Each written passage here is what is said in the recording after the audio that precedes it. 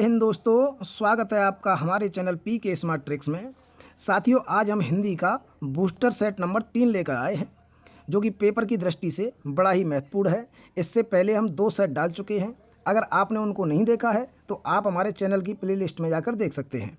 Channel पर नए हैं तो चैनल को सब्सक्राइब कर लें, बेल आइकन की घंटी को दबा लें, जिससे कि आगे आने वाली वीडियो भी आपको मिलती रहे। चलिए क्वेश्चन नंबर 1 देख लें। निम्न में से अनुपयुक्त समानार्थी जोड़ा पहचानिए। अनुपयुक्त पूछा है, कौन सा हो जाएगा? बादल और नीर, यानी कि ऑप्शन ए सही हो जाएगा। देखिए, ये जो है केस और बाल, ये एक दूसरे के समानार्थी होते हैं। केला और कदली, ये भी एक दूसरे के समानार्थी हैं। द्रव्य और वित्त, ये भी एक दूसरे के समानार्थी हैं। लेकिन अगर हम बादल को देखें, बादल के कौन कौन से हो जाते हैं? घन हो जाता है बादल का, मेघ हो जाता है मेघ, ठीक है। ऐसे हम नीर को देखें तो नीर के क्या हो जाते हैं समानार्थी? नीर का हो जाएगा जल, पानी, ठीक है। चलिए क्वेश्चन नंबर 2 देख लो। बीजक के रचनाकार कौन हैं? बीजक के बताइए। बीजक के हो जाएंगे कबीर दास जी, ऑप्शन बी सही हो जाएगा। दोस्तों, आप रसखान की कोई एक कृति बताइए जो कि इनकी प्रसिद्ध हो। रसखान की बता दीजिए, रसखान की बता दीजिए, तुलसीदास की बता दीजिए और रहीम की भी बता दीजिए। तो रसखान की अगर हम देखें, रसखान की कौन सी हो जाएगी? प्रेम वाटिका। रसखान की एक फेमस कृति है प्रेम वाटिका। अगर हम बात करें रहीम की, कौन कौन सी हो जाएंगी? रहीम की सत सही होती है, एक तो सत सही है, मदनाष्टक है। अगर हम तुलसीदास की बात करें, रामचरितमानस हो जाएगी, रामचरितमानस और हनुमान चालीसा, ये हैं तुलसीदास जी की। चलिए क्वेश्चन नंबर 3 देख लें। दिए गए विकल्पों में कौन सा विकल्प कालवाचक क्रिया विशेषण का नहीं है? कालवाचक की बात कर रहा है, कालवाचक का कौन सा नहीं है? कालवाचक के लिए आपको क्या लगा के देख लेना है? कब। कब लगा के आप देखोगे तो कालवाचक की पता पड़ जाएगी। देखो, हम यहाँ लगा के देखें, जैसे आजकल के लिए हम कब लगा के देखें? भाई तुम पढ़ते हो, कब पढ़ते हो? भाई आजकल मैं पढ़ता हूँ। मैं जैसे कहूँ कि आप कब दिल्ली जाते हो, तो बोल देंगे भाई मैं बहुधा दिल्ली जाता रहता हूँ, मतलब बहुत ज़्यादा दिल्ली जाता रहता हूँ, ठीक है। तो कब लगा के देख लेना है तो कालवाचक का पता लग जाता है। आप बाहर भीतर के साथ लगा के देखिए, बाहर भीतर के साथ इसको कहाँ से लगा के हमें पता चलेगा? कहाँ कहाँ? बाहर भीतर। तो जो बाहर भीतर है ये हो जाता है स्थानवाचक, स्थानवाचक हो जाता है ये बाहर भीतर। देखो, ये जो अव्यय हैं ये होते हैं 4 प्रकार के। कौन कौन से होते हैं?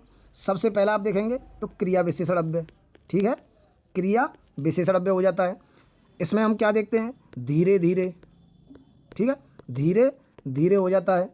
और अगर हम देखें तो इसमें हो जाता है बहुधा, जैसे यहाँ पर दे रखे हैं, ये सभी क्रिया विशेषण के ही हैं। लेकिन क्रिया विशेषण के भी 4 होते हैं। 4 कौन कौन से होते हैं क्रिया विशेषण में?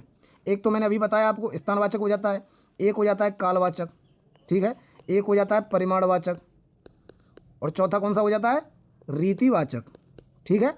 यहाँ हम बात करें तो पहला तो हो गया क्रिया विशेषण। दूसरा अगर हम बात करें कौन सा हो जाता है? संबंध बोधक। संबंध बोधक में क्या आता है? के सामने, के ऊपर, के नीचे, ठीक है, ये हो जाते हैं संबंध बोधक में। तीसरा अगर हम देखें, तीसरा कौन सा हो जाएगा? समुच्चय बोधक, ठीक है। समुच्चय बोधक में क्या आता है?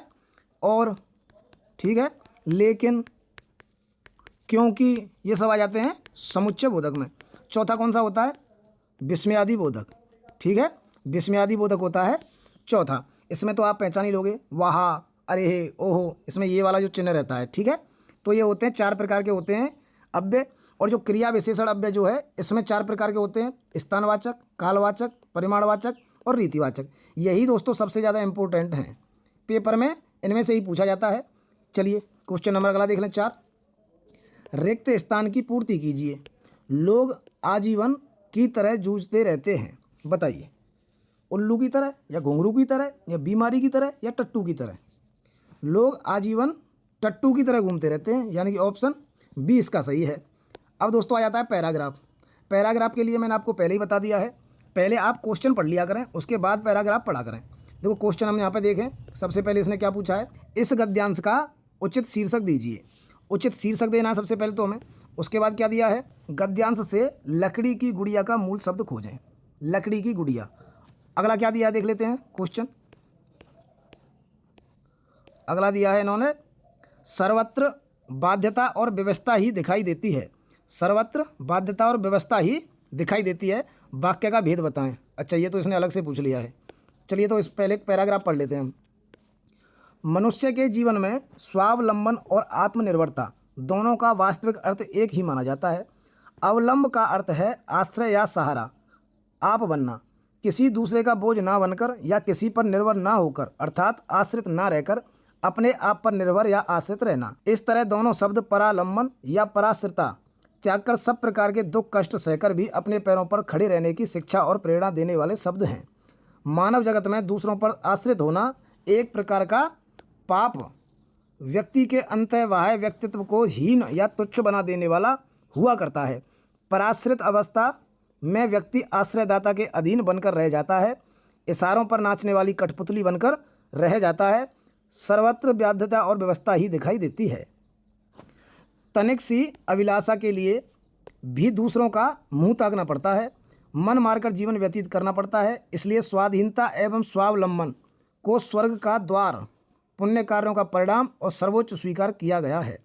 देख लीजिए आप यहाँ क्या दिया है, स्वाधीनता और स्वावलंबन के बारे में इसने पूरी बात करी है पूरे ही पैराग्राफ में, और इसको क्या बता दिया है, स्वर्ग का द्वार। तो पहले का क्या हो जाएगा, स्वावलंबन जो है वो स्वर्ग का द्वार है, यानी कि ऑप्शन ए सही हो जाएगा। क्वेश्चन नंबर 6 में क्या दिया था, गद्यांश से लकड़ी की गुड़िया का मूल शब्द क्या है। लकड़ी की गुड़िया क्या हो जाएगा, लकड़ी की गुड़िया के लिए हो जाएगा कठपुतली, यानी कि ऑप्शन सी सही हो जाएगा। 7 नंबर को देख लेते हैं, सर्वत्र बाध्यता और व्यवस्था ही दिखाई देती है, वाक्य का भेद बताएं। अच्छा, यहाँ पर वाक्य के भेद पूछ लिए हैं। वाक्य के 3 भेद होते हैं। सबसे पहले तो सरल वाक्य, एक होता है संयुक्त वाक्य और एक होता है मिश्र वाक्य। सरल वाक्य कौन सा होता है, सरल वाक्य में एक ही उद्देश्य और एक ही विधेय होता है, मतलब एकदम सिंपल रहता है। जैसे कह दें राम घर जाता है, राम घर जाता है। अगर दूसरा मैं कहूँ क्या हो जाएगा, बच्चे क्रिकेट खेलते हैं, ये हो जाएंगे सरल वाक्य। ठीक है, अब हम बात कर लेते हैं संयुक्त वाक्य की। संयुक्त वाक्य में क्या होता है, 2 वाक्य आपस में जुड़े रहते हैं। 2 वाक्य आपस में जुड़े रहेंगे, किससे जुड़े रहते हैं, समुच्चय बोधक अव्ययों से, जैसे कि और है, और, लेकिन, अतः, या, इन सब चीज़ों से जुड़े रहते हैं संयुक्त वाक्य। दोनों वाक्य अपने आप में अलग अलग अर्थ रखते हैं, उनको कहते हैं संयुक्त वाक्य। हम देख लेते हैं मिश्र वाक्य को। मिश्र वाक्य की बताइए। इसमें क्या होता है कि जो एक वाक्य दूसरे वाक्य पर डिपेंड रहता है। ठीक है, ये किससे जुड़े रहते हैं, जैसे कि, जब, तब, इन सब शब्दों से मिश्र वाक्य जुड़ा रहता है। तो यहाँ क्या पूछा था, सर्वत्र बाध्यता और व्यवस्था ही दिखाई देती है। यहाँ पे देखो अव्यय मिल जाएगा आपको, और दिख रहा है, तो कौन सा हो जाएगा, संयुक्त वाक्य, ऑप्शन सी सही हो जाएगा। चलिए क्वेश्चन नंबर 8 देख लें। दिए गए विकल्पों में से ऋजु का विरुद्धार्थी शब्द कौन सा है। ऋजु का पूछा है, बताइए ऋजु का क्या हो जाएगा। देखो हम सुर की बात कर लें, सुर किसको कहते हैं, देवता को, तो असुर हो जाएगा, सुर का हो जाएगा असुर, यानी कि राक्षस। सरस की बताइए, सरस मतलब रस से भरा हुआ, तो सरस का क्या हो जाएगा विलोम, नीरस, नीरस यानी कि रस के बिना। मिथ्या को बताओ, मिथ्या क्या हो जाएगा, सत्य या फिर सच। ठीक है, तो इसका कौन सा हो जाएगा, ऋजु का होता है वक्र, यानी कि एकदम गोल, ऋजु मतलब एकदम सीधा। चलिए क्वेश्चन नंबर 9 देख लो। आधुनिक भारतीय आर्य भाषाओं का विकास किससे हुआ है। आधुनिक भारतीय आर्य भाषाओं का किससे हुआ, अपभ्रंश से। ठीक है, आप मुझे बताइए कि जो हिंदी है, हिंदी, उसका विकास कौन सी अपभ्रंश से हुआ है। हिंदी का बता दीजिए, फिर आप बिहारी का बताइए, उसके बाद आप पूर्वी का बताइए। कमेंट बॉक्स हमारा खुला हुआ है, बताइए। हिंदी का हो जाएगा शौरसेनी अपभ्रंश से, बिहारी का कौन सी से होता है, मागधी अपभ्रंश से, और पूर्वी हिंदी का अर्धमागधी से।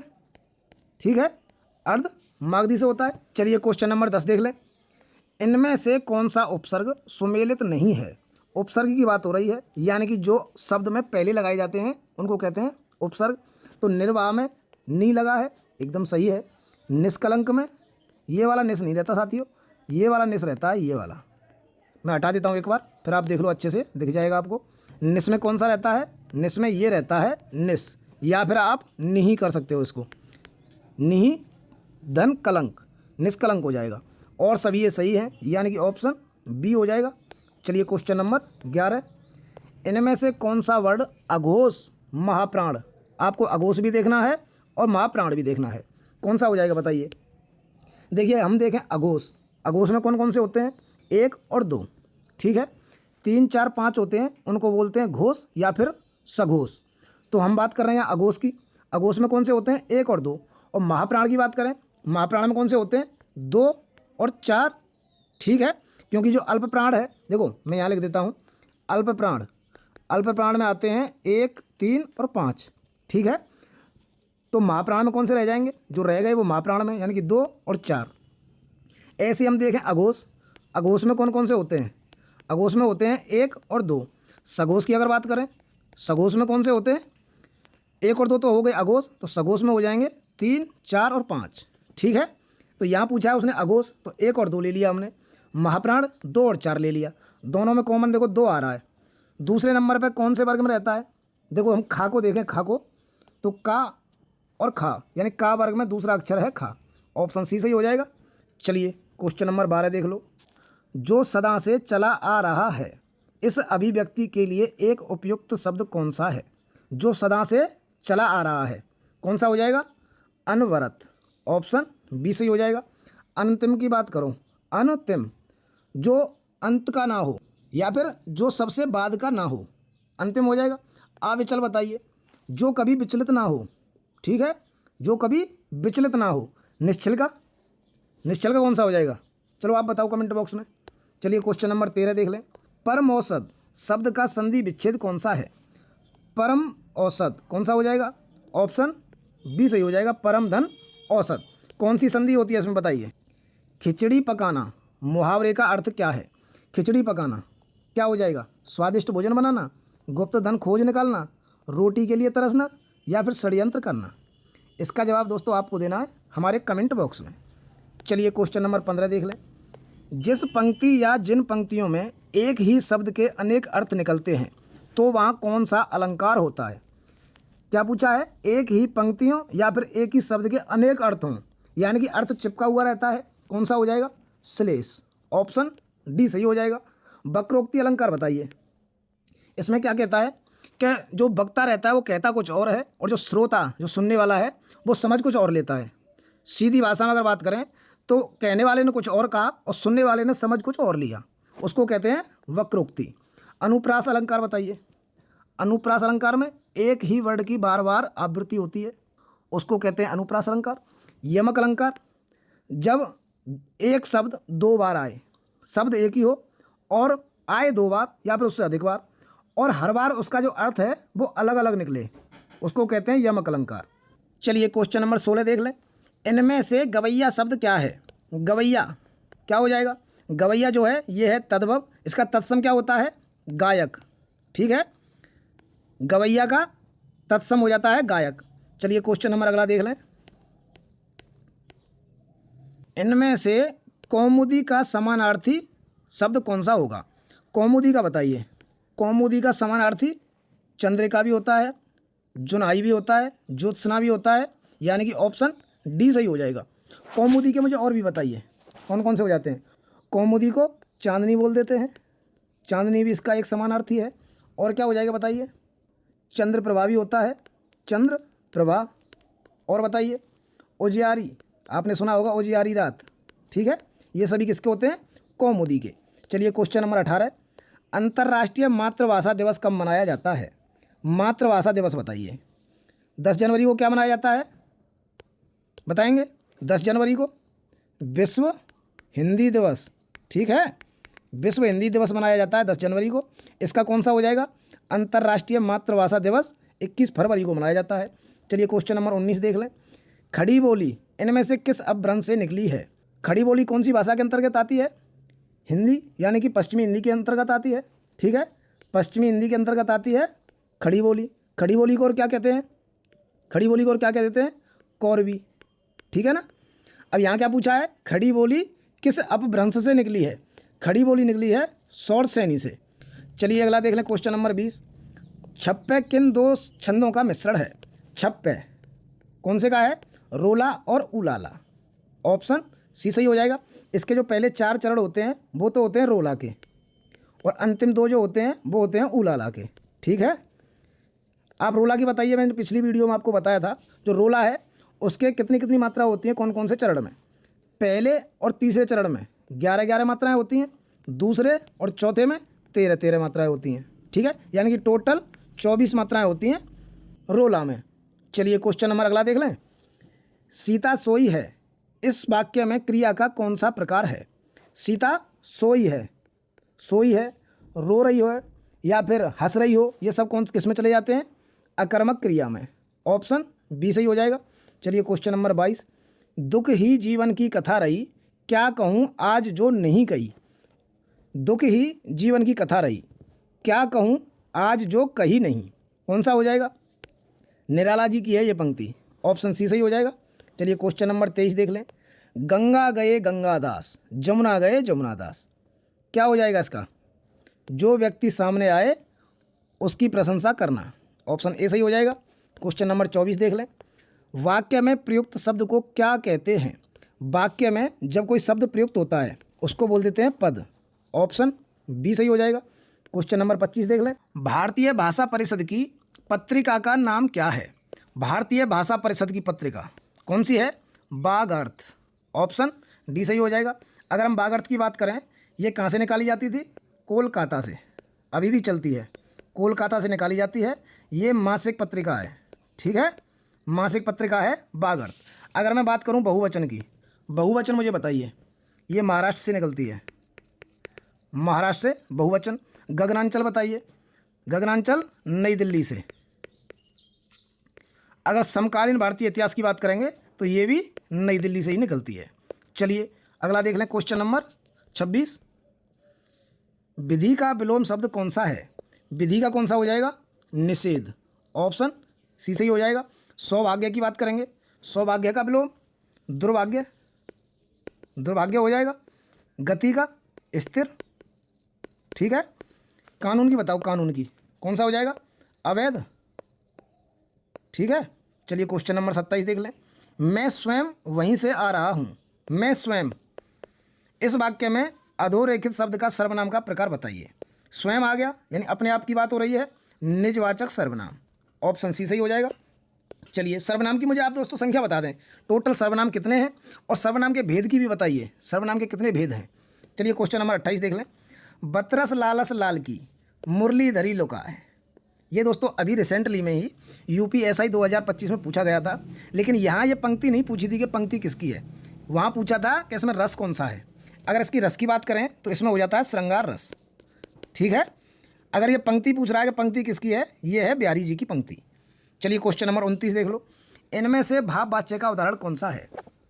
भाव वाच्य का उदाहरण देखो, वाच्य कितने प्रकार के होते हैं? वाच्य होते हैं 3 प्रकार के, कृतवाच्य और कर्मवाच्य, और एक यहाँ पूछा ही है भाववाच्य। तो यहाँ हम देखें, आम खाया जाता है, कौन सा हो जाएगा? आम खाया जाता है, कर्मवाच्य हो जाएगा, कर्म की प्रधानता है आम। ठीक है, मैंने पुस्तक पढ़ी, इसमें कौन सा हो जाएगा? ये हो जाएगा दोस्तों कृतवाच्य। अगर पुस्तक पढ़ी जाती है, इसको हम और कैसे बोल सकते हैं? मेरे द्वारा पुस्तक पढ़ी जाती है, ऐसे भी तो बोल सकते हैं। तो इसमें भी हो जाएगा कर्मवाच्य। सही कौन सा हो जाएगा? धूप में चला नहीं जाता। ऑप्शन डी जो है धूप में चला नहीं जाता, इसमें भाववाच्य है। चलिए क्वेश्चन नंबर 30 देख लें। प्रेमचंद्र इनमें से किस पत्रिका के संपादक थे? प्रेमचंद्र की बात हो रही है। कौन सी पत्रिका? हंस जो है, हंस, ये प्रेमचंद्र जी की है। अगर हम बात करें कि आजकल, आजकल किसकी है? आजकल जो है वो दिल्ली से निकलती है, दिल्ली से अभी भी ये चलती है। अगर हम बात करें ज्ञानोदय की, ज्ञानोदय जो पत्रिका है इसके संपादक कौन थे? ज्ञानोदय के हैं कन्हैया लाल, कन्हैया लाल प्रभाकर, ज्ञानोदय के। अगर हम बात करें दिनमान की, दिनमान की बताइए। अज्ञेय जी, अज्ञेय जी हो जाते हैं दिनमान के। चलिए अगला देख लें क्वेश्चन नंबर 31। भारत में भाषा के आधार पर सर्वप्रथम किस राज्य का गठन हुआ? भाषा के आधार पर दोस्तों आपको पता होगा, भाषा के आधार पर राज्यों का पुनर्गठन किया गया था 1953 में। ठीक है, फजल अली आयोग बनाया गया था 1953 में, फजल अली आयोग। ठीक है, इनकी सिफारिश पर ही 1953 में पहला जो राज्य बना 1 अक्टूबर 1953 को कौन सा बना? आंध्र प्रदेश। ऑप्शन सी सही हो जाएगा। चलिए अगला देख लें क्वेश्चन नंबर 32। अप्रमेय किस वाक्यांश के लिए उपयुक्त शब्द है? अप्रमेय जो प्रमाण से सिद्ध ना हो सके। ऑप्शन ए सही हो जाएगा। अगर मैं बात करूं बी की, जो अवश्य होने वाला हो, जो अवश्य होने वाला हो, अवश्यम भावी, अवश्यम भावी। अगर बात करें सी की, जो समय पर संभव ना हो, जो समय पर ना हो, असामयिक, असामयिक। और ठीक है, डी को देख लो, जो तोला या मापा ना जा सके, जो तोला या नापा ना जा सके उसको क्या कहते हैं? अपरिमेय, अपरिमेय। ठीक है, परिमेय क्या होता है? जो तोला या मापा जा सके, और अपरिमेय क्या हो जाएगा? जो तोला या नापा ना जा सके। चलिए अगला देख लें, क्वेश्चन नंबर 33। जिस समास में दोनों पद प्रधान होते हैं तथा जिसमें समुच्चय बोधक अव्यय का लोप कर दिया जाता है उसे क्या कहा जाता है? समुच्चय बोधक अव्यय जैसे होता है ना, माता पिता, इसको क्या बोल देते हैं? माता और पिता। तो और का लोप कर दिया जाता है, कौन सा होता है? द्वंद्व समास। ठीक है, समुच्चय बोधक अव्यय का लोप करने पर द्वंद्व समास बनता है। चलिए क्वेश्चन नंबर 34 देख लें। इनमें से पांडित्य में प्रयुक्त प्रत्यय कौन सा है? पांडित्य में, ठीक है, पंडित, पंडित से ही बना है पांडित्य। इसमें अगर या लगा दें हम, या, तो ये हो जाता है पांडित्य। ऑप्शन ए सही हो जाएगा। क्वेश्चन नंबर 35 देख लो। निम्न में से कौन सा शब्द तद्भव नहीं है? तद्भव नहीं है।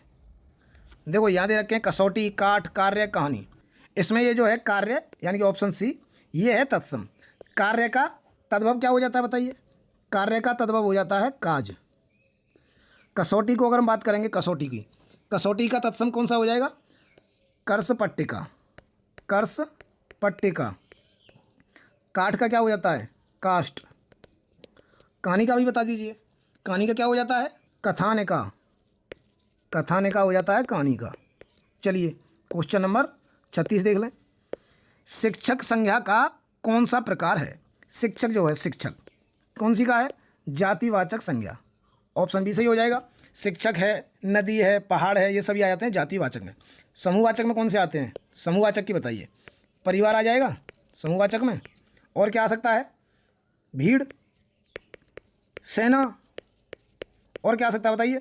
टोली। और आप भी बता दीजिए, कमेंट बॉक्स खुला हुआ है हमारा। व्यक्तिवाचक में क्या हो जाएगा? कोई पर्सनली कोई व्यक्ति का नाम लिया जाए, जैसे गंगा, जमुना, हिमालय। ठीक है, भाववाचक में क्या आ जाता है? भाववाचक में बताइए। भाववाचक में बचपन, बुढ़ापा, मिठास, खटास, गरीबी, मित्रता, प्रेम, ये सब किसमें आ जाते हैं? भाववाचक संज्ञा में। चलिए क्वेश्चन नंबर 37 देख लें। निम्नलिखित में से कौन सा शब्द खर का पर्यायवाची है? खर का पर्यायवाची बताइए। खर का हो जाता है गधा। ऑप्शन ए सही हो जाएगा। Question number 38। वात्सल्य रस का सम्राट किस कवि को कहा जाता है? इंपॉर्टेंट क्वेश्चन है साथियों। वात्सल्य रस का सम्राट सूरदास जी को कहते हैं। ऑप्शन ए सही हो जाएगा। Question number 39। अच्छाइयों को ग्रहण करो और बुराई का त्याग करो, रेखांकित शब्द की त्रुटि सुधारें। अच्छाइयों को ग्रहण करो और बुराइयों होनी चाहिए यहाँ पर, बुराइयों का त्याग, यानी क्या हो जाएगा? Option C. क्वेश्चन नंबर 40 देख लें। द्रविड़ परिवार के अंतर्गत कौन सी भाषा आती है? द्रविड़, द्रविड़ परिवार की बताइए कौन सी आ जाएगी? तेलुगु जो है ये द्रविड़ परिवार की भाषा है। हिंदी, हिंदी, अवधी और असमी, ये कौन से परिवार की हैं? ये हो जाती हैं भारोपीय, भारोपीय भाषा परिवार की भाषा। ठीक है, भारोपीय भाषा परिवार, हिंदी, अवधी और असमी तीनों किसकी होती हैं? भारोपीय भाषा परिवार के अंतर्गत आती हैं। अगर दोस्तों वीडियो अच्छी लगी हो, वीडियो को लाइक करें। अगर इसमें कुछ जानकारी आपको लग रही हो कि अच्छी जानकारी है तो अपने दोस्तों को शेयर भी कर दें। और चैनल को अभी तक सब्सक्राइब नहीं किया है तो चैनल को सब्सक्राइब कर लें। फिर मिलूंगा अगला बूस्टर सेट नंबर 4 लेके। तब तक के लिए जय हिंद।